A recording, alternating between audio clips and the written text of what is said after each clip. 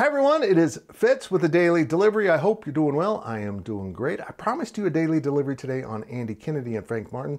That ain't happening because the search for Kansas State's new coach appears to be coming to a conclusion. And we expect an announcement, if not Sunday night, sometime early Monday. We will see how it all falls in place, but I shared all of this information earlier in the day for our subscribers at GoPowercat.com. And now that that info is kind of getting out beyond our message boards, I'll share it with you here on a daily delivery. Brad Underwood is no longer in consideration for the head coaching job at Kansas State. They courted him from beginning to end. When it finally just couldn't work out, the pieces never fully connected. And it was a huge, huge financial commitment K-State was willing to lay out, and probably one that didn't make great fiscal sense for the university or the athletic program, but they knew how much fans wanted Brad Underwood, and unfortunately, he's one of the top 10 highest paid basketball coaches in all the land now, and he wasn't going to be cheap.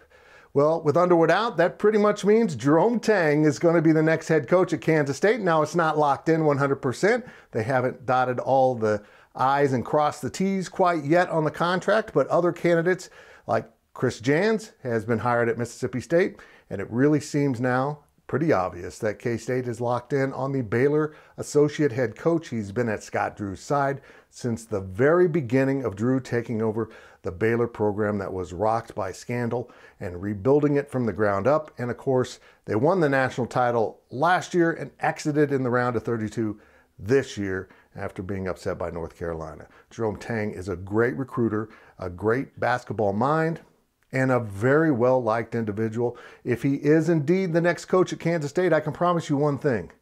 Most of you are going to really like Jerome Tang.